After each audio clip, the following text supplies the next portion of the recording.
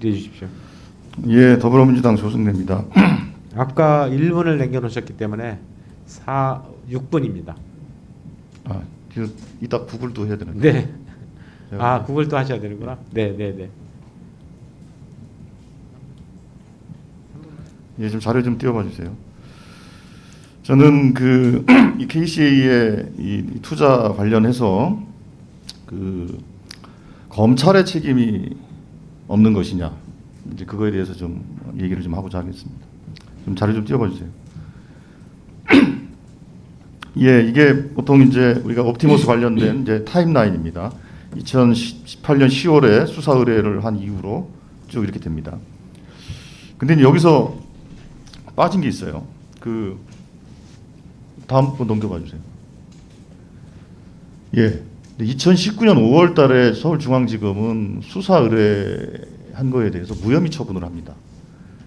서 원장님, 네. 무혐의 처분에 대해서 통보를 받았습니까? 제가 있는 시점에서는 받지 못했습니다. 받지 못했죠. 네.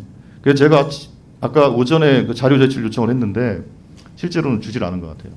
자, 그리고 최초에 서울중앙지검에 대한 KCA 수사 의뢰가 있었고, 그 다음 2019년 9월에 서울 남부지검에서 이번에는 또 옵티머스 불법 투자 관련된 문제로 KCA 관계자를 또 조사를 합니다. 저 내용은 아시죠? 저희 직원이 한번 다녀온 걸로 알고 있습니다. 예, 넘겨봐 주세요.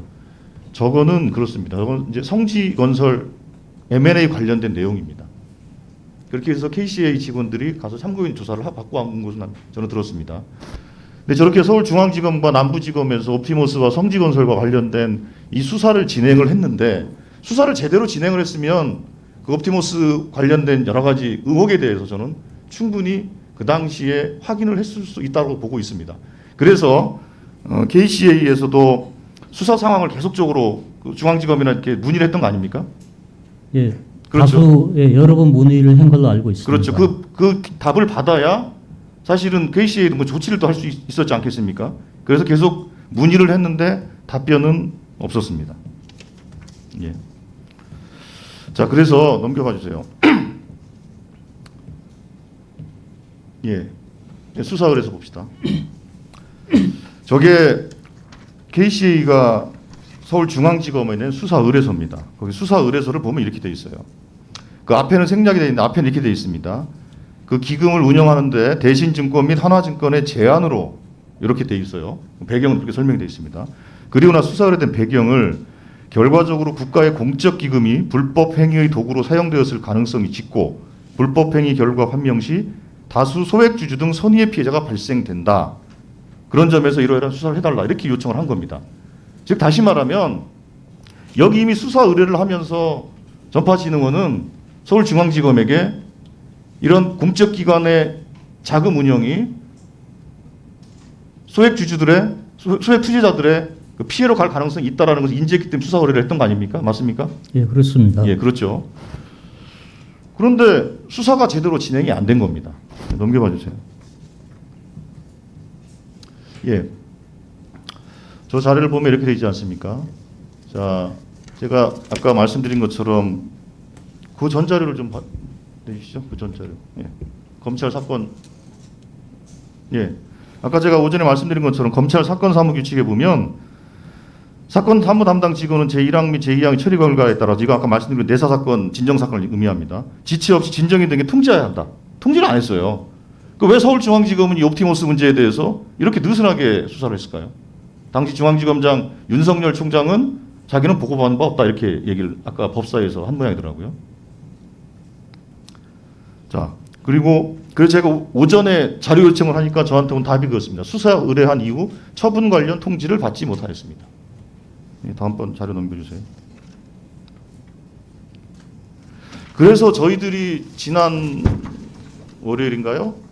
그 KCA한테 그 무혐의 처분받았 이 결정이 났다고 하는데 자료를 받았냐는 못 받았다고 그러더라고요. 그래서 검찰에 확인해가지고 받은 저게 자료입니다. 검찰한테 KCA가 직접 요청해서 받은 자료거든요. 예, 제가 이 말씀을 자꾸 반복해 드리는 것은 이 사건과 관련해서 많은 피해자들이 있었습니다. 그리고 여러 가지 의혹들을 제기할 수 있다고 봅니다. 그런데 서울중앙지검과 남부지검이 이미 2번이나 요 사안의 실체에 대해 정확히 파악할 수 있는 기회가 있었다라는 겁니다. 그 기회를 놓쳤다라는 것을 안타깝게 생각을 하고 있고요. 마지막으로 제가 서석진 전 원장님께 여쭙고 싶습니다. 아까 여러 가지 얘기가 있었습니다만 뭐 한양대 라인이라는 거 동의 안 하시죠? 예, 그건 뭐 여러 번 제가 말씀을 드렸습니다만은 예, 전혀 거론됐던 그분들하고 일체 연락이라든가 만난 적도 없고 그리고 평생을 통해서 이렇게 대면에서 만난 적 자체가 없는 사람들입니다. 네. 그리고 우리가 지금 아까 이제 숫자의 착시가 또 조금 있긴 한 것 같아요. 그 전파진흥원이 무게로 1,060억을 옵티머스에 투자한 거 아닙니까? 그렇죠? 예, 그런데 동시에 그 최고 그 투자를 많이 옵티머스 했을 때가 동시 기준으로 보면 어느 정도 됩니까? 최고 액수가 300억 원 한 번 있었고요. 예. 보통 50억 원 정도가 가장 많았던 걸로 기억하고요. 뭐 작게는 뭐 10억인가 30억인가 뭐 이런 것도 있었고요. 그리고 예, 그러니까 이게 1,060억을 투자하는 동안 왜 원장이 몰랐냐라는 건 사실은 조금 약간 좀 의문이라고 저는 봐요. 왜냐하면 개별 투자는 30억, 50억 이렇게 단위로 이루어지기 때문에 그러지 않습니까? 한꺼번에 아마 투자가 그렇게 이루어졌다면은 아마 그 결재권이 아니더라도 박성중 의원님께서 말씀하신 대로 원장한테 뭐 이렇게 큰 건이 있었습니다 하고 얘기 정도는 하는 게 정상적이라고 생각을 합니다. 근데 이제 짧게 단기간에 작은 액수로 투자했다가 회수하고 또 투자하고 하니까 아마 그 룰대로 구두 보거나 이런 걸 하지 않았던 거 아닌가 지금 와서 생각하면 그렇습니다. 네, 조승래 의원님 수고하셨습니다. 그러면 증인에게 더 질의하실, 네.